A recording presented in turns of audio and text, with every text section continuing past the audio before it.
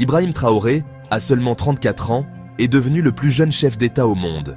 Cela s'est passé en octobre 2022. Son ascension au pouvoir a été soudaine, inattendue aussi. Le parcours de Traoré a commencé à Kéra, un petit village du Burkina Faso. Il y est né en 1988.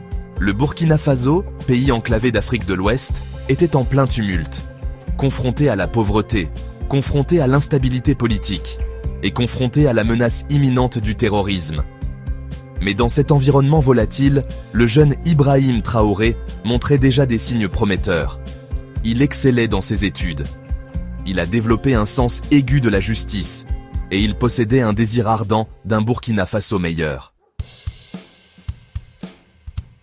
L'excellence académique de Traoré l'a conduit à l'université de Ouagadougou. Il y a poursuivi des études en géologie.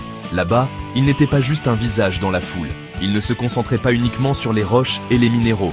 Il s'est engagé dans les mouvements étudiants. Il a trouvé sa voie. Il a découvert sa passion pour la politique. Les idées du marxisme et du panafricanisme ont résonné en Traoré.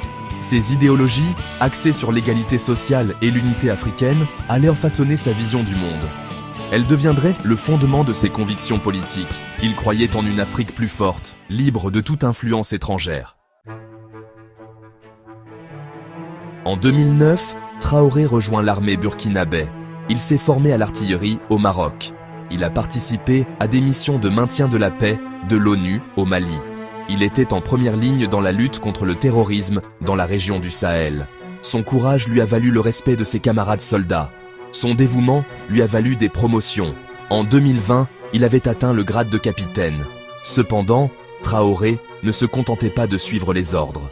Il voyait les échecs du gouvernement. Il constatait l'insécurité croissante au Burkina Faso.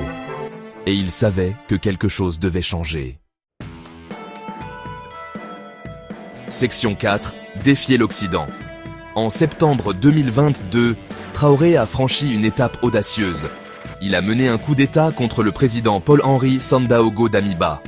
Damiba lui-même était arrivé au pouvoir par un coup d'État à peine 8 mois plus tôt. Le peuple burkinabé était las de la violence, de l'instabilité et de l'absence de progrès. Ils ont vu en Traoré une lueur d'espoir. Les actions de Traoré ont envoyé des ondes de choc dans toute la région et dans le monde. Il est rapidement devenu un symbole de défiance contre la vieille garde et l'influence de la France, ancienne puissance coloniale du Burkina Faso. Il a expulsé les troupes françaises. Il a fermé les bases françaises. Il s'est tourné vers la Russie pour obtenir du soutien. Section 5. La route à suivre. L'histoire d'Ibrahim Traoré est encore en cours d'écriture. Il fait face à d'immenses défis. La situation sécuritaire au Burkina Faso reste préoccupante. Ces politiques ont été critiquées par des groupes de défense des droits de l'homme et des pays occidentaux. Certains le voient comme une figure autoritaire.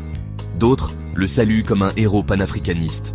Sera-t-il capable d'unir son peuple? Sera-t-il capable d'apporter la paix et la prospérité au Burkina Faso? Seul le temps nous le dira. Mais une chose est certaine, Ibrahim Traoré a bouleversé le statu quo. Il est devenu une voix puissante pour une nouvelle génération d'Africains qui cherchent à déterminer leur propre destin.